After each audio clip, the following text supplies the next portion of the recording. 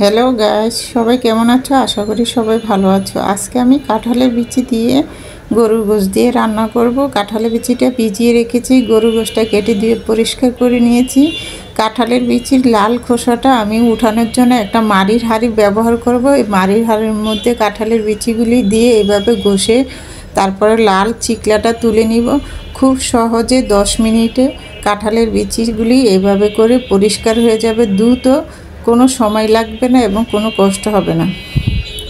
আমি কিন্তু সম্পূর্ণ কাঁঠালের বিচিগুলি এভাবে করে হাত দিয়ে ঘষে মাটির হাঁড়িতে পরিষ্কার করে নিয়েছি। খুবই সুন্দর এবং খুবই লোভনীয় লাগছে। একদম কম পরিশ্রমে খুব সুন্দর করে পরিষ্কার করা যায়। এই যে আমার কাঁঠালের বিচিগুলি পরিষ্কার হয়ে গেছে। এখন আমি রান্নার জন্য একটা হাঁড়ি নিয়ে নিলাম। হাঁড়িতে গোশতগুলি দিয়ে দিব। আমি আজকের তরকারিটা আমি হাতে মাখিয়ে তারপরে রান্না করব। গোশতগুলি দিয়ে দিলাম। এখন দিয়ে দিব গোটা গরম মশলা, দারচিনি, এলাচ, লবঙ্গ, গোলমরিচ, তেজপাতা, কিছু পেঁয়াজ কুচি দিয়ে দিলাম। আর দিয়ে দিব আদা রসুন বাটা, 2 টেবিল চামচ আদা রসুন বাটা দিয়েছি। এখন দিয়ে দিব 1.5 চামচ পরিমাণ লবণ,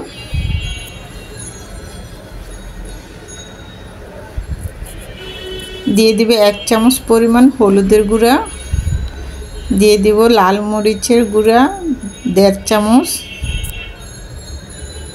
শাহি গরম মশলার গুঁড়াটা দিয়ে দিব 1/4 চামচের 1 চামচ, দিয়ে দিব পরিমাণ মতো তেল। সম্পূর্ণ উপকরণগুলি হাতে ভালো করে গোশতের সাথে মাখিয়ে নিব। এইভাবে করে মাখিয়ে রান্না করলে তরকারির স্বাদটা অনেক ভালো আসে। গোশতটা আমার মাখানো হয়ে গেছে, সামান্য একটু পানি দিয়ে দিচ্ছি। এখন আমি গোশতটাকে ঢেকে রান্নায় দমে বসিয়ে দিব 10 মিনিটের জন্য। 10 মিনিট পরে ঢাকনাটা তুলে আমি আলতো করে একটু নেড়ে চেড়ে দিব। গোশতটার থেকেও পানিটা ছেড়ে আসছে।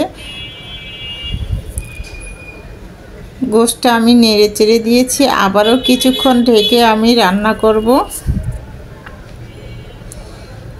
আরও 10 মিনিটের জন্য দমে বসিয়ে দিলাম। এখন ঢাকনাটা তুলে আবার একটু নেড়ে চেড়ে দিচ্ছি। এই যে গোশতগুলি কষানো হয়ে গেছে। কাঁঠালের বিচিটাও দিয়ে দিলাম। কাঁঠালের বিচিটা গোশের সাথে একসঙ্গে কষিয়ে নিব। কিছুক্ষণ ঢেকে রান্না করব।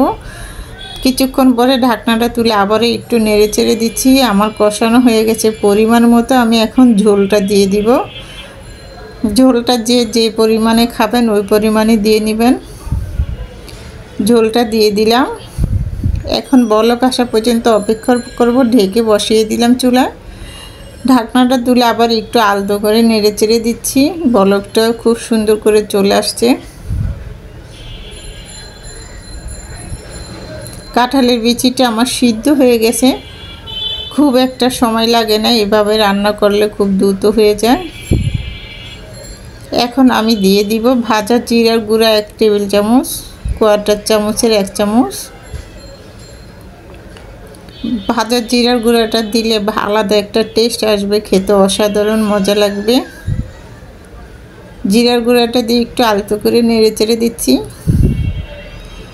কিছুক্ষণ ঢেকে রাখবো। চুলাটা অফ করে দিয়েছি।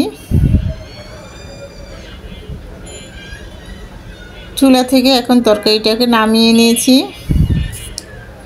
একটা মিশ্রণ বলে বেড়ে দেখাবো কতটা সুন্দর এবং লোভনীয় হয়েছে। কাঁঠালের বিচি দিয়ে গরুর গোশের তরকারিটা খেতে অসাধারণ মজা। কাঁঠালের বিচিটা যারা পছন্দ করেন গোশের সাথে এভাবে রান্না করে খেতে পারেন। খেলে খুবই ভালো লাগে খেতে। কালারটা খুব সুন্দর এসেছে এবং খাবারের একটা টেস্টই আলাদা আসছে।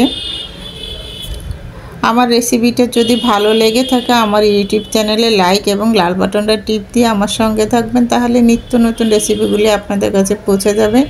আমি একটা কাঁঠালের বিচি ভেঙে দেখাচ্ছি কতটা সুন্দর এবং কতটা নরম হয়ে গেছে। গোশতগুলিও খুব সুন্দর সফট হয়ে গেছে।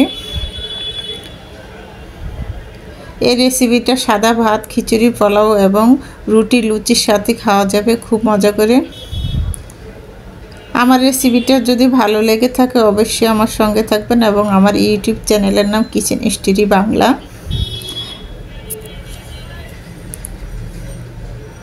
রেসিপিটা এই পর্যন্ত। সবাই ভালো থাকবেন, সুস্থ থাকবেন, নিরাপদ থাকবেন। আল্লাহ হাফেজ, আসসালামু আলাইকুম।